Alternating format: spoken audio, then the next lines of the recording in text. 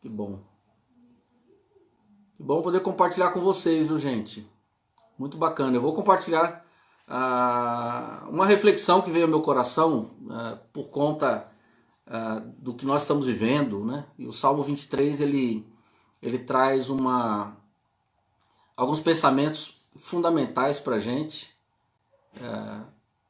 O Valdemir lá de Brasilândia, né? Que bom ter você aí. Flávio Santos, Ruth Bueno,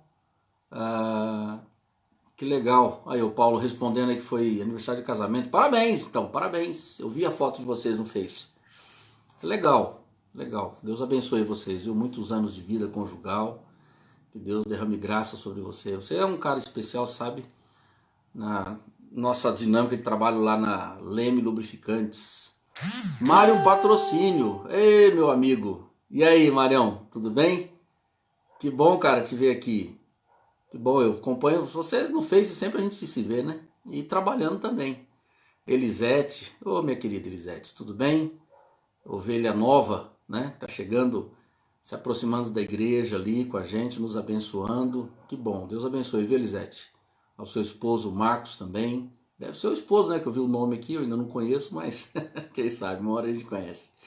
Marcelo Damas, paz, meu amado. Aí, Assis presente. Assis está se fazendo presente. Assis Tarumã. Marcelão, meu querido. Não tô sumido não, meu irmão. É que eu tô nessa luta, né? Atendendo várias regiões agora. Olha, entrou aí agora a Val. A Val é minha ovelha, né?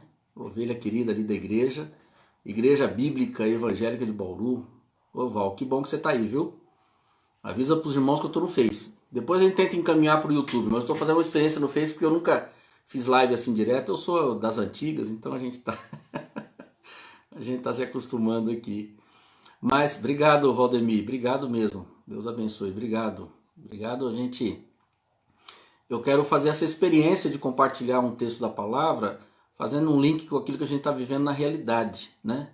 E são que 8 e quase 8:05. Eu vou começar daqui a pouquinho e vou compartilhar com vocês que estão aí. Para mim é uma alegria muito grande poder compartilhar e refletir sobre a vida partindo de uma base muito sólida que é a palavra de Deus, né? Para a gente encontrar resposta para o nosso cotidiano. Puxa, tá chegando bastante gente. Ó, dá um oi aí quem tá chegando, para eu poder dar um oi para você também, porque aqui a coisa é bem,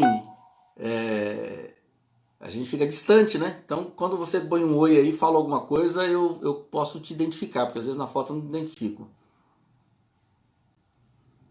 Não, Marcelo, que é isso? Não tem que fazer referência ao pastor, não. Ruth, boa noite. Tudo bem, Ruth? Ô, Richard Oliveira, grande, grande, grande. Ah, Gra, lá de Palmital, hein? Que legal, Gra. Bom te ver aí. A irmã Isolina de São Paulo. Everson de Bauru. Grande doutor Everson. Olha aí, quem precisar de um advogado em Bauru, tá aí o cara, hein? Esse homem é de Deus. Esse cara é amigo nosso, indicável para qualquer área na área do direito, tá bom? Everson é gente nossa, irmão em Cristo e um cara bom no que faz, né, Everson? Feliz de te ver aí, viu? Tá bonitão, terno e gravata, tá parecendo deputado, rapaz. Irmã Isolina, oi irmã Isolina, tudo bem? Que bom te encontrar. Elisete dando uma boa noite, Elisete. Boa noite. Um abraço na família aí, Elisete. Deus abençoe. Né? Fiquei feliz aí saber das notícias do trabalho. Estamos orando, né? Orando para que Deus continue abençoando. Tá chegando mais gente aí, vai dando um oi, pessoal, para eu poder me identificar com vocês aí, né? Depois nós vamos ter um tempo aí de compartilhar da palavra. Eu quero pensar com você um pouquinho sobre a questão do Salmo 23 e a grande ilusão da humanidade. E pega a sua Bíblia, não precisa pegar a Bíblia não, porque Salmo 23 você tá de cabeça já. Quando eu falar, quando eu recitar aqui, você vai recitar também, fica tranquilo, porque é um salmo conhecido, mas eu quero falar de algo que é fundamental para tirar algumas ilusões. Isabel Soares, oi Isabel, que legal. Tá vendo? Birigui se manifestando aqui, que bom, né? Olha, algumas cidades que nós temos aqui, ó. Birigui, São Paulo, Palmital, né? Nós temos aqui pessoal de Bauru, vixe, deu um branco aqui. É bastante gente, né? A Irã é minha ovelha hoje, lá na Igreja Bíblica, em Bauru.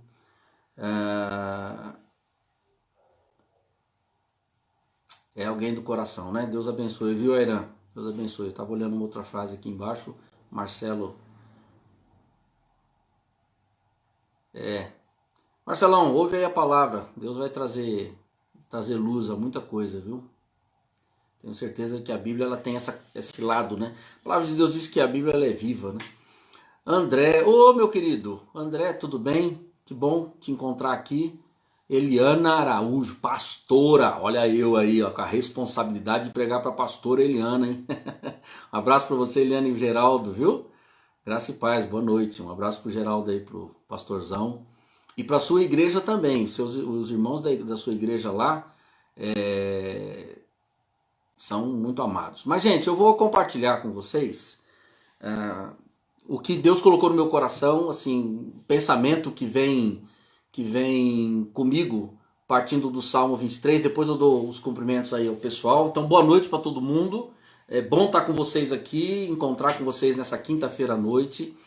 E eu queria pensar com você sobre o Salmo 23 e a grande ilusão da humanidade.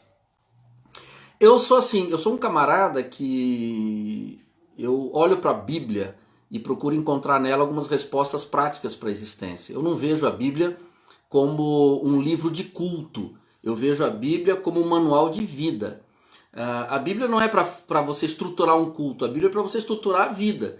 E eu tenho essa preocupação de encontrar, e encontrei para mim, para as minhas lutas, para os meus fracassos, né, na busca dos meus acertos, e foi a palavra de Deus que foi me dando norte, foi me dando direção, e por isso quando eu olho para a Bíblia, eu procuro olhar para ela de uma forma muito prática, entendendo aquilo que eu posso aplicar na minha existência, e que seja como orientação para o nosso cotidiano, né?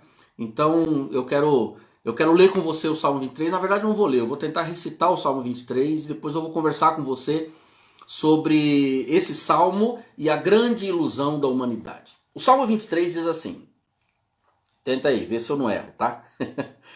O Senhor é o meu pastor e nada me faltará.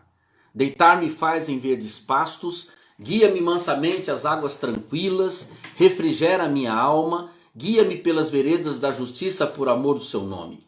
Ainda que eu andasse pelo vale da sombra da morte, não temeria mal algum, porque tu estás comigo. A tua vara e o teu cajado me consolam. Preparas uma mesa perante mim, na presença dos meus inimigos. Unges a minha cabeça com óleo e o meu cálice se transborda. Certamente que a bondade e a misericórdia do Senhor me seguirão todos os dias da minha vida e habitarei na casa do Senhor por longos dias. Salmo 23 é um salmo que foi muito usado e é muito usado no nosso andar cristão, né? Salmo 23 é um salmo que já foi usado em poesia, em cântico, tem canções que falam sobre o Salmo 23. Mas eu queria pensar, partindo do Salmo, pensar com você sobre a questão da ilusão. Você já percebeu como a grande parte das pessoas vivem de ilusão? Eu me preocupo porque eu penso assim, às vezes alguns textos bíblicos podem levar a gente para um lado que não é bem o que Deus está querendo que a gente entenda. Eu queria que você me acompanhasse. O que vem a ser ilusão? A ilusão ela vem de uma palavra que traz a ideia de um conceito de uma imagem que surge pela imaginação. Então você começa a criar uma imagem de algo que aquilo vai se formando na sua mente e essa ilusão ela pode trazer N consequências. Existe a ilusão psicológica, que é uma esperança que não tem fundamento. A ilusão, como diz a psicologia, é uma esperança que não tem fundamento. E a filosofia diz que a ilusão é um engano dos sentidos e da mente. Ou seja, você vive um engano. A ilusão ela é preocupante, porque a ilusão ela não trabalha no que condiz com a realidade. Na verdade, ela cria uma outra realidade. É uma troca de aparência, né? Do real por uma ideia falsa. Então essa questão da ilusão, ela traz muita ideia do devaneio. A pessoa ela vive como se algo de fato tivesse acontecendo, mas não está acontecendo. Ela cria uma falsa realidade. Viver de ilusão significa viver de engano, viver de uma percepção errada. Então toda ilusão ela precisa ser desmascarada. Toda ilusão precisa ser trocada. A pergunta que fica para mim é o seguinte: por que a gente faz tanto uso da ilusão? Né? Por que a gente faz tanto uso da ilusão? A ilusão ela é muito usada numa forma ainda não doentia. Ela pode ser usada como um mecanismo de defesa, ou seja, a pessoa cria uma ilusão, é praticamente um mecanismo de defesa, mas de uma forma mais natural, sem algo doentio, mas a gente vai criando essa ilusão, né? A ilusão da força, a ilusão do conhecedor de tudo, aquela pessoa que se apresenta como Google, né? Ela sabe tudo, ela tem resposta para tudo, é uma falsa ilusão do conhecimento, e ela se apresenta dessa forma, aquela ilusão de que a pessoa ela é uma pessoa que está vivendo um momento de sucesso, e às vezes ela está numa fase diferente daquilo que ela está se visualizando. Então esse lado do mecanismo de defesa para não enfrentar a realidade dura ainda não é doentio, mas existe uma outra ilusão que é patológica, que é uma ilusão psicótica, que a pessoa cria uma outra realidade. Eu assisti um filme, eu quero até indicar para você, eu achei muito bacana. Esse período tem sido muito bom para ver alguns filmes e pensar um pouco. O nome do filme é Fratura. E ele conta a história de um camarada que viveu uma experiência da morte da esposa e da filha, e depois ele não assimilou bem essa experiência, e depois num acidente provocado por ele de forma não proposital, a filha morre e a esposa também morre, a segunda esposa também morre, e ele para racionalizar aquele momento ele cria uma outra realidade, ele cria uma outra experiência de vida, e o filme rola em cima disso, a gente acha que é uma coisa e no final você vai ver é outra. Ou seja, essa é uma ilusão psicótica, a pessoa criou uma outra realidade. Não é a realidade, mas ela cria.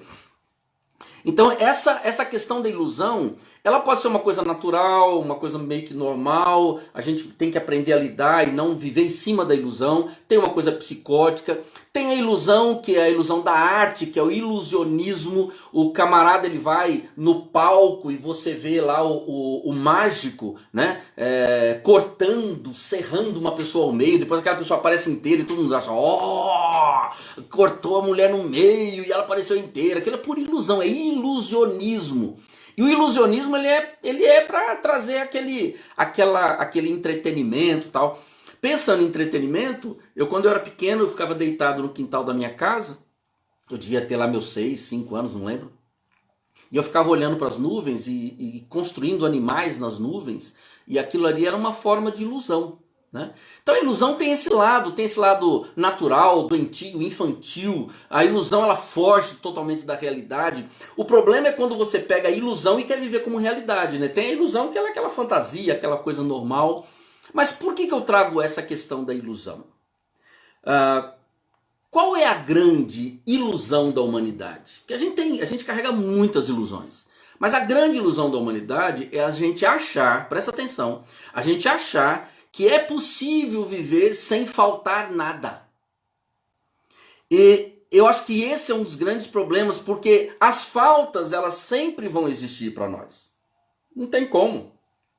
E a grande ilusão é a gente achar que não vai faltar nada. E as pessoas elas sofrem porque elas sentem falta. Eu lembro que em uma viagem missionária que eu fiz ao Oriente Médio, eu conversando com uma pessoa de uma faculdade lá, e eu perguntei para a pessoa qual era o nível de depressão ali no Iraque, e a pessoa falou para mim assim, uma pessoa da área educacional, disse assim, olha, nós não temos muito problema com questão de depressão aqui, porque aqui as pessoas não têm muita expectativa. As pessoas já sabem que elas nascem já correndo risco de guerra, né? Então isso não cria muita expectativa, não cria muita ilusão. Você vê que haver um lugar para criar ilusão legal é no shopping center, porque a pessoa vai no shopping, ela cria uma ilusão de que ela pode viver uma vida daquelas imagens bonitas que o shopping traz, e ela não vive a realidade, não enfrenta a realidade, né? E aí, quando começa a ter falta, a falta das coisas começa a levar a pessoa à depressão, porque falta dinheiro, falta um carro melhor, falta uma coisa boa, falta um monte de coisa na vida. A vida ela é assim. Nós passamos a vida tendo que lidar com a falta de justiça. Nós vemos isso agora nessa questão do coronavírus, como os nossos políticos são injustos, como nós temos políticos que não pensam nas pessoas, são desumanos, e falta para nós a justiça. Você pode ser justo, mas falta ali a justiça, porque muitas vezes o político não é justo. Você tem que lidar com a falta de compreensão, a compreensão dos seus sonhos, das suas vontades, dos seus planos, né? A compreensão da sua trajetória de vida, né? De ter que enfrentar os seus fracassos até você chegar ao estágio de maturidade, a falta de amor, a falta de perdão, ter que lidar com a falta do carinho, a falta dos bens materiais, a falta da saúde física, a falta da saúde emocional, falta de reconhecimento, falta de atenção e falta. A vida é assim. Nós vamos ter que lidar com faltas. Se nós tivermos, por exemplo, se nós tivermos pouco dinheiro, nós vamos ter que lidar com a falta do dinheiro. E se nós tivermos muito dinheiro, nós vamos ter que lidar com a falta de segurança para guardar o dinheiro. Ou seja, lidar com as faltas é uma coisa que vai acontecer. Nós vamos ver agora quando nós voltarmos, pós-corona, né? Pós-quarentena, nós vamos ver que o mundo não vai ser o mesmo. Nós vamos lidar com falta de clientes, né? Os vendedores aí, lidar com falta de espaço no mercado, porque é muita gente que vem ferida dessa crise e por aí afora. Então a gente tem que saber lidar e entender que a grande ilusão da humanidade é achar que um dia ela vai viver sem faltar nada aqui na Terra. Ela espera isso. E o problema que eu vejo é que muitas vezes pessoas que pegam essa palavra bíblica e traz como resposta para as pessoas, dizendo assim: olha, se você entregar a sua vida a Jesus, se você fizer do Senhor o seu pastor, você não vai ter falta de nada.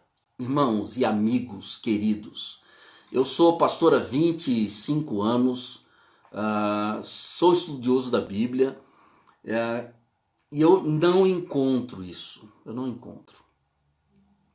Aqui na Terra eu não encontro. Você não lidar com falta. E quando eu lembro, nós vamos entrar na questão da Páscoa, né? Eu lembro de Jesus. Jesus na cruz do Calvário faltou para ele água no corpo e ele pediu água, né? Faltou.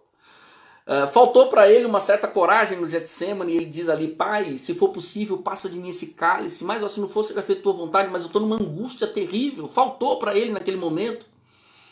Faltou para os discípulos de Jesus muitas coisas, muitas coisas. E a gente acha que a gente nesse mundo vai chegar num momento que não vai faltar nada. E essa ilusão do não vai faltar nada nos leva a ter falta de firmeza na hora do momento de crise. Então isso que me preocupa muito, né? E por isso que eu quis trazer para você o Salmo 23. Porque o Salmo 23, ele muitas vezes, por ser mal interpretado, ele deixa um rombo no coração das pessoas. E olha, como pastor, como conselheiro, eu fico vendo algumas experiências de pessoas que compartilham da sua experiência cristã e dói o coração de pensar como que muitas vezes uma palavra mal colocada ela pode gerar buracos profundos na alma. E aí você olha na sua casa, você fala assim: poxa, mas eu tento ser uma pessoa, eu trabalho, procuro não roubar, não matar, procuro até ir na igreja, procuro servir a Deus, e está falta às vezes faltam o alimento, às vezes falta o emprego, às vezes falta a compreensão, às vezes falta, e você fala assim, mas o que está acontecendo? Parece que a conta não fecha, né? Parece que Deus fala uma coisa na Bíblia e a conta não bate, não fecha, e é com você que eu quero falar, exatamente isso, você que pensa isso, a conta não está fechando. Por quê? A palavra diz uma coisa e a realidade é outra. Nós temos que lidar com falta.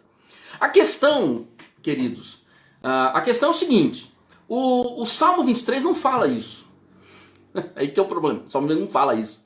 Quem fala isso somos nós para nós mesmos, porque nós pegamos o Salmo e queremos dar uma, né, colocá-lo de forma sem analisar o texto em si. O que nós temos é o seguinte, como é que a gente pode entender essa promessa apresentada por Deus no Salmo 23? Que se nós fizermos dele o nosso pastor, nada nos faltará. Como assim? A Bíblia, presta atenção, se você não é uma pessoa de Bíblia e você não conhece muito o Salmo 23, eu vou repetir. O Salmo 23 diz assim, o Senhor é meu pastor e nada me faltará. Aí a gente tenta muitas vezes, não é, que não vai faltar problema, não vai faltar. Aí a gente entra na crise, porque tem aquelas pessoas que falam assim, aqueles pregadores que dizem assim, olha, se você fizer do Senhor o seu pastor, não vai te faltar nada. Vai faltar, vai faltar. Faltou para Jesus, faltaram os amigos para Jesus. Você pode falar, mas para ele não fez falta, mas a Bíblia coloca muito claro que as pessoas o abandonaram. Então a gente tem um monte de expressão. O que o texto de fato quer dizer quando ele usa essa expressão? A gente precisa ter uma compreensão correta. Então como é que a gente pode entender essa expressão nada nos faltará, ou como diz algumas versões, de nada terei falta? Qual que é o segredo para entender? É muito simples. O problema é que é muito simples, mas você precisa entender o texto original. O segredo está no verbo faltar. O verbo faltar, quando ele vem no hebraico, ele aparece no modo imperfeito e em uma declinação verbal que na língua hebraica expressa uma ação, um processo e uma condição incompleta, diferente do nosso verbo. Então por isso que eu não posso abrir a Bíblia e dizer Deus está dizendo, e aí começar a falar, e às vezes colocar sobre as pessoas uma compreensão que não é o que a Bíblia está colocando. Porque quando você pega este verbo faltar na língua original, que a gente lê de um jeito, mas ele traz uma ideia de uma ação incompleta. Ou seja, esse verbo dá a ideia de um futuro que está sendo realizado, não de uma condição presente. Então ele está dizendo assim, se você fizer do Senhor o seu pastor, nada te faltará. Mas quando? Se as coisas continuam faltando. Mas quando? Se as circunstâncias elas são assim, gente. Você de repente, você está procurando fazer o Senhor do seu pastor, né, da sua vida, e você percebe que de repente você perde o emprego. Eu sei que essa crise ela pode trazer muito desemprego. Muito desemprego. E aí você vai falar assim, mas cadê o Deus do Salmo 23?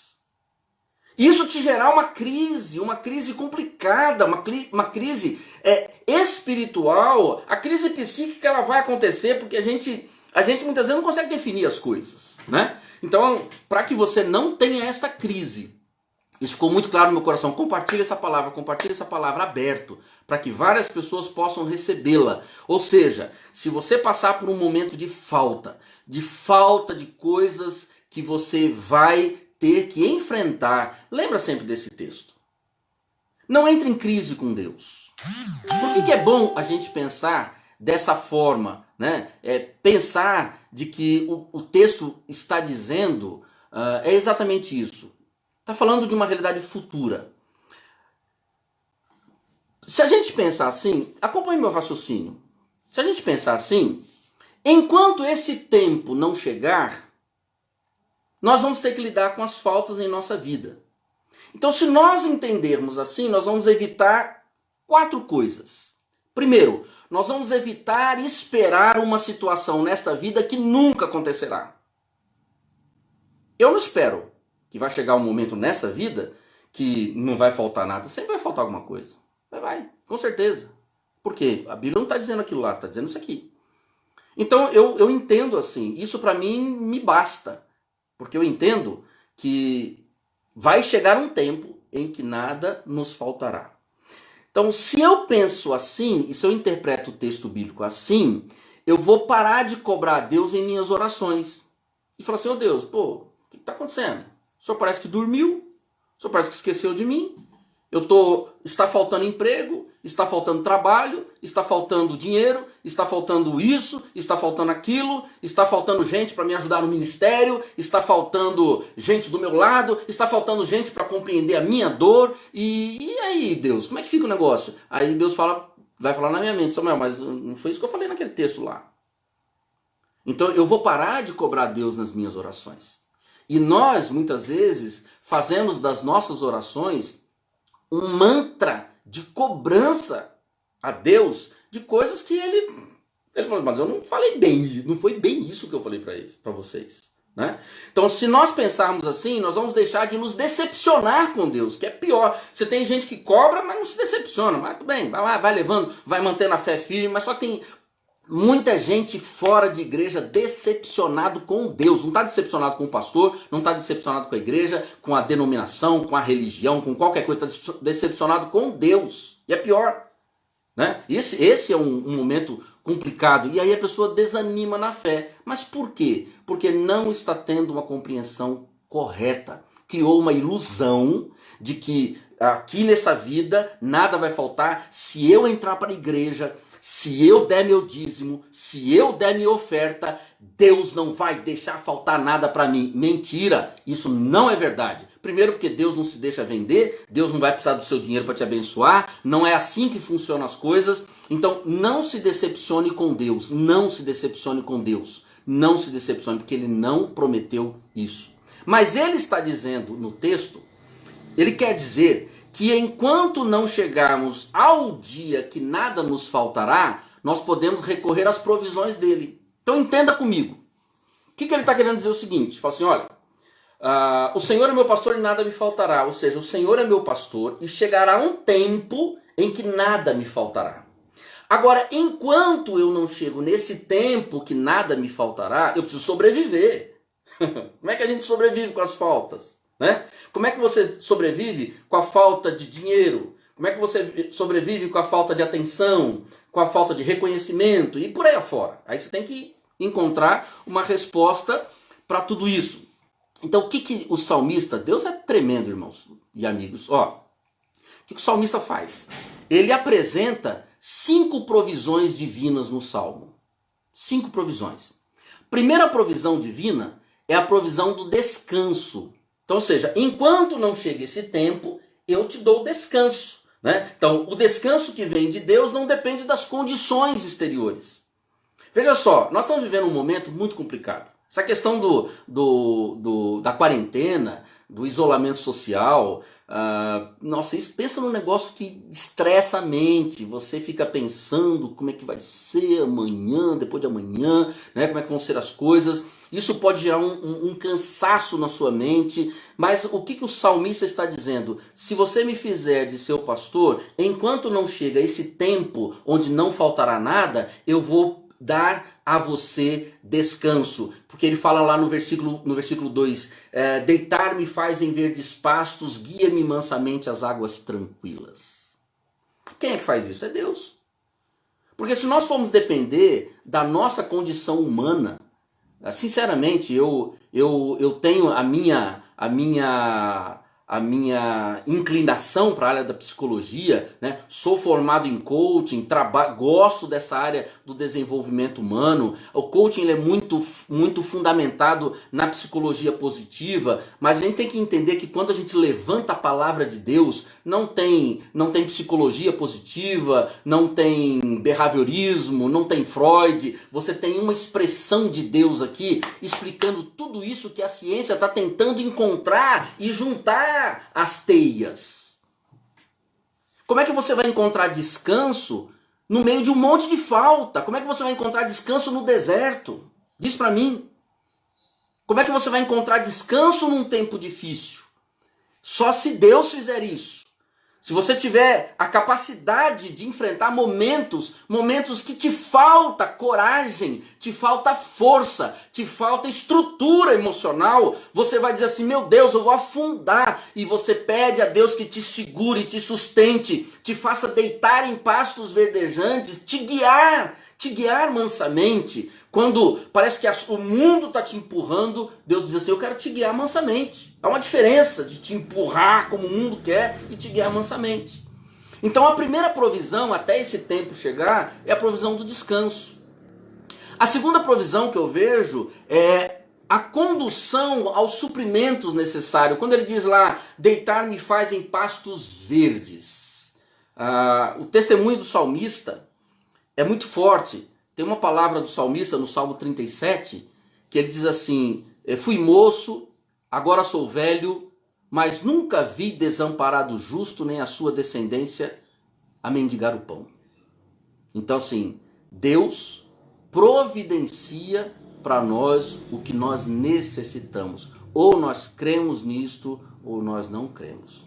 A gente não pode fazer de Deus, aquele ser que a gente tem uma varinha de condão na mão e ele vai dar as grandes coisas que a gente precisa. A promessa que você tem lá na palavra é do pão nosso de cada dia, da provisão. Quando ele diz lá em Mateus 6, não vos preocupeis com o que é vez de comer, com o que é vez de vestir, né? E ele promete esse suprimento necessário, ele promete isso, a gente precisa crer nisso, a gente precisa parar de repente colocar diante de Deus um monte de coisa grandiosa e falar assim, Deus, se o Senhor me der a oportunidade de viver de maneira digna, com o suprimento necessário, eu quero honrar ao Senhor sendo um bom mordomo nas oportunidades que vier, e aí Deus te faz prosperar, Deus te faz caminhar, Deus te faz prosseguir em momentos que você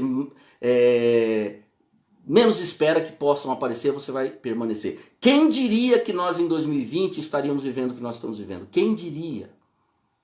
Então nós precisamos trazer de volta esta compreensão de que o Senhor, Ele quer cuidar da gente. É só isso, Ele quer cuidar da gente, porque Ele sabe que qualquer situação fora da normalidade, a gente não tem estrutura para suportar.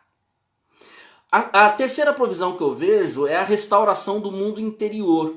Porque Ele diz assim, refrigera minha alma, guia-me pelas veredas da justiça por amor do seu nome. Então, enquanto ainda não chega aquele dia e aquele lugar em que nada nos faltará, Ele quer cuidar da nossa alma.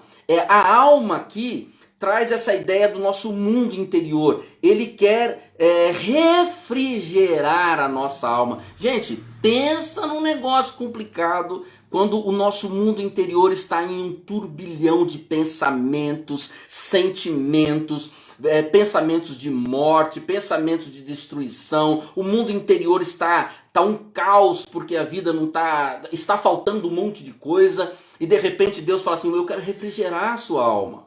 Eu não quero só te dar um equilíbrio emocional, não, eu quero ir além, eu quero pegar a base, o fundamento, a essência da sua história e refrigerar a sua alma, porque você com uma alma refrigerada, você vai andar por caminhos, pelas veredas da justiça, como diz o texto do Salmo 23, é nessa linha que ele traz. Então, ou seja, enquanto não chega esse tempo, né, ele promete refrigerar a nossa alma. Isso é promessa, mas eu preciso fazer dele o meu pastor, né, para que ele faça isso. A outra grande provisão que eu vejo é a provisão da segurança e da firmeza em tempos difíceis. Ele diz, ainda que eu ande pelo vale da sombra da morte, não temerei mal algum, porque tu estás comigo. Gente, vale da sombra da morte não é privilégio só meu e seu, é de todo mundo. Vamos lembrar que mesmo os grandes profetas da Bíblia passaram pelos vales tenebrosos, passaram pelos vales da sombra da morte. Agora eu vou dizer uma coisa para você, a grande diferença é que quando você faz o Senhor, o pastor, o condutor da sua vida, o Senhor Deus é o pastor, é o condutor da sua vida, mesmo que você passe pelo vale da sombra da morte, você passa como Daniel que enfrentou a cova dos leões, como Sadraque, Mesaque e Abednego, né? Como você eles enfrentaram a fornalha, você passa sabendo de que o deserto é difícil. Eu fico como pastor e como gente, eu fico muito preocupado com esse momento que nós estamos vivendo. Porque assim, se numa perspectiva de mais 15 dias, com essa recessão, nós podemos não ter, mas podemos ter uma série de desempregos, podemos ter um monte de coisa. E aí eu pergunto, como é que você vai se sentir diante de Deus? Como é que você vai enfrentar a vida? Quais são as bases sobre as quais você vai estruturar o seu prédio, a sua casa, a sua existência? Não podemos estruturar nossa vida na perspectiva de que amanhã vai estar tudo lindo e maravilhoso. Beleza, pode ser que esteja, mas pode ser que Deus permita que a gente passe por mais um tempo complicado. Então eu preciso passar pelo vale da sombra da morte com estrutura, com firmeza, com confiança. Eu preciso lembrar de que o poder da vida e da morte não está nas mãos de um vírus. O poder da vida e da morte não está nas mãos de um político. O poder da vida e da morte está nas mãos do Senhor. Eu preciso descansar, senão eu morro antes da hora, senão eu piro, né? E a gente precisa ter essa consciência. Então, o que ele promete no Salmo? Enquanto não chega aquele tempo onde nada nos faltará, ele nos promete segurança e firmeza. E por último, ele numa das provisões que ele apresenta, eu falei sobre 5, ele apresenta a bondade e a misericórdia para todos os dias. Ele diz assim, certamente que a bondade e a misericórdia me seguirão todos os dias. Gente, a promessa de Deus não é uma promessa para culto. Eu preciso falar uma coisa aqui que vai ficar registrado e isso tem incomodado meu coração já há alguns anos. Talvez Deus esteja um pouco cansado dos cultos.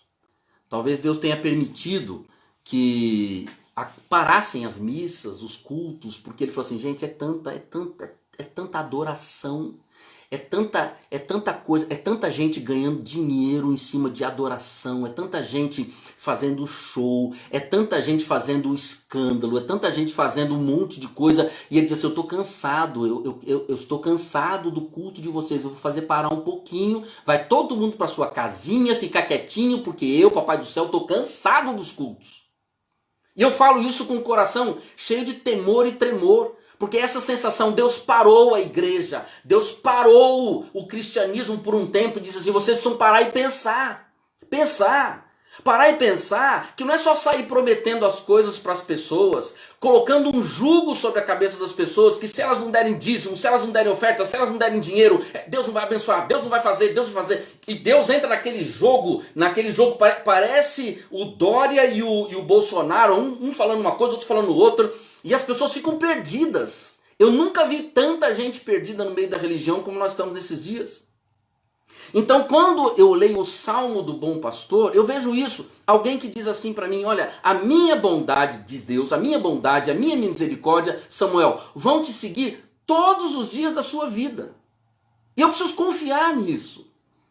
O profeta diz, as misericórdias do Senhor são a causa de nós não sermos consumidos. Nós não somos consumidos, não é porque nós somos fortes interiormente, né? Vamos trazer aqui a psicologia positiva. Eu desenvolvi uma força interior. Cadê os gurus da psicologia positiva? Cadê os gurus da autoajuda que falam aos quatro ventos de que a pessoa, se ela desenvolver o poder interior, ela vai chegar ao estágio de excelência? Aí vem um vírusinho, como disse o nosso presidente, uma gripezinha e acabou. Ninguém vai mais nada. Sabe por quê? Fica todo mundo com medo de morrer. Queridos, nós precisamos repensar a nossa humanidade, repensar o que está acontecendo. O homem interior que Deus quer desenvolver precisa ser trocado, precisa ser colocado aqui dentro, o verdadeiro homem interior, que é Cristo em nós, esperança da glória, como diz o apóstolo Paulo. Nós não precisamos não podemos mais, depois dessa gripezinha que parou o mundo, nós não podemos mais achar e acreditar nessa conversa dos gurus do sucesso, de que se você encontrar a sua melhor parte, você vai chegar no estágio do seu 1 milhão, da sua riqueza, mas aí vem uma gripezinha dessa da China e para todo mundo. Que bom, que pare, que ajude, que faça a gente refletir, porque nós precisamos entender que a bondade e a misericórdia do Senhor se levanta todo dia com a gente quando a gente levanta. Precisamos repensar. E é por isso que eu quis muito trazer esse salmo para a nossa reflexão. Um salmo que aponta para o passado, aponta para o presente e aponta para o futuro. Então, o que esse salmo diz quando ele fala sobre as misericórdias do Senhor? A minha bondade e misericórdia te seguirão todos os dias da sua vida e habitarei na casa do Senhor por longos dias. A casa do Senhor aqui não é a igreja. A casa do Senhor aqui é na presença do Senhor quando nós voltarmos para a presença dele. Então, alguns pastores pegam o texto do Salmo 23 e destrói o pensamento de Deus. E coloca de que a casa do Senhor é a igreja ali, local, aquele prédio, e as pessoas vão para lá e elas continuam tendo falta, mas levando do pouco que elas têm para alimentar uma estrutura. E Deus não está falando isso. Deus está falando uma coisa totalmente diferente. Ele está falando de que quando nós voltarmos para casa, a nossa casa não é aqui. A nossa casa é quando nós voltarmos para a presença dele. E nós só voltaremos para a presença dele se nós aqui em vida fizermos dele o nosso pastor. Só isso. É só isso. E se eu faço dele o meu pastor, eu posso contar com as provisões dele. A experiência é mais ou menos assim. Existia um pai que tinha 2 filhos. Um dos filhos pediu a parte dele e falou: pai, eu quero viver minha vida. E o pai falou assim: toma a sua parte. O filho foi embora. Quando começaram a faltar as coisas para esse filho que foi embora, esse filho lembrou e falou assim: puxa, na casa do meu pai tem tudo que eu preciso.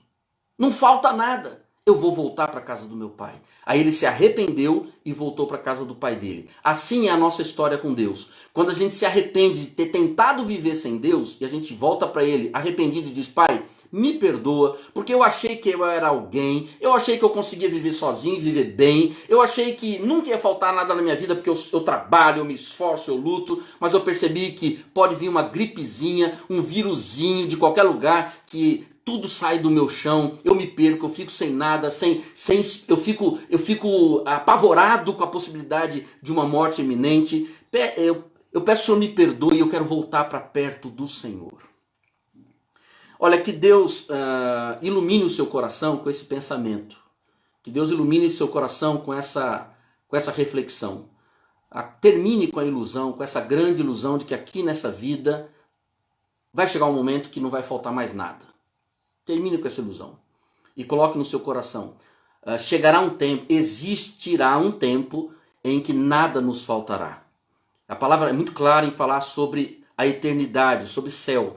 Então, se você olhar para o cristianismo, não como uma religião para te fazer feliz e de sucesso nessa vida aqui, mas com algo para mexer na sua alma e te colocar de volta para casa, levar você de volta para casa, lá na casa do Pai, onde não há falta de nada, na presença de Deus, onde as coisas elas são substanciosas. Se você não tiver essa convicção, esse tempo de falta de tanta coisa pode destruir as suas emoções, destruir a sua fé, e eu não quero que isso aconteça. Eu quero convidar você para fazer do Salmo 23 a sua reflexão nessa noite e fazer do Senhor o pastor da sua vida para te conduzir, você, sua família, sua casa, conduzir os seus negócios. Se você é empresário, coloque o Senhor como pastor da sua empresa. Se você é pastor, é pastora, se você é missionário, coloque o Senhor como o pastor do seu ministério. Se você é uma profissional liberal, um profissional liberal, se você é dona de casa, não importa, coloque o Senhor como pastor da sua vida.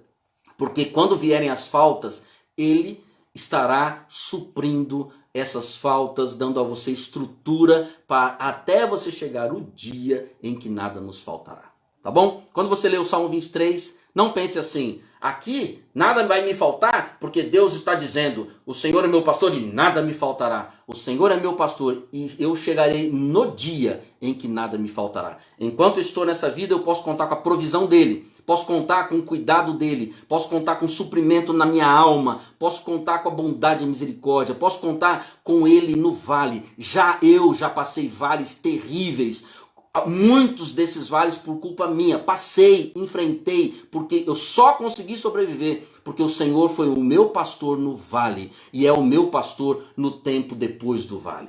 Que Deus te abençoe, que Deus te dê força nesse tempo de quarentena, que Deus te dê estrutura nas faltas que poderão acontecer ou porventura estejam acontecendo e que Deus te levante para um novo tempo estruturado nele. É você aqui e o Senhor cuidando de você e pastoreando a sua vida. Beleza, gente? Deus abençoe vocês. Que bom ter podido compartilhar a palavra e a minha oração é que o Senhor seja o seu pastor. E a minha oração é que você olhe para Deus não como um garçom que vai te trazer tudo que você está pedindo, não. Mas aquele pastor que conduz você por pastos verdejantes. Que Deus te abençoe, que o Senhor te abençoe, que o Senhor te guarde, que o Senhor faça resplandecer o seu rosto e lhe dê a paz. No nome do Senhor Jesus é que eu trago essa palavra para vocês, tá bom? Deus a todos abençoe e até uma próxima oportunidade quando Deus colocar algo no meu coração e alguma palavra me incomodar para que eu possa compartilhar com você assim, tá bom? Foi bom estar com vocês, rever aqui várias pessoas mandando palavra de bênção. Louvado seja Deus por todos vocês. Fiquei muito feliz por ter tido a sua participação. E aquilo que Deus for colocando na minha mente, tem colocado nesses anos de ministério, eu quero compartilhar com você assim, para que você entenda a palavra e que na igreja que você está, onde você está, você seja bênção. Que na sua vida você seja bênção, tá bom? Que Deus te dê força nesse tempo da quarentena. Ficar em casa às vezes não é fácil, né? Ficar longe do trabalho, a preocupação com o emprego, mas saiba, o Senhor se ele for o seu pastor, ele vai te dar estrutura para viver até esse tempo quando nada te faltará. Deus abençoe. Um grande abraço, um grande beijo. A distância pode, tá bom? Deus abençoe a todos. Até a próxima oportunidade.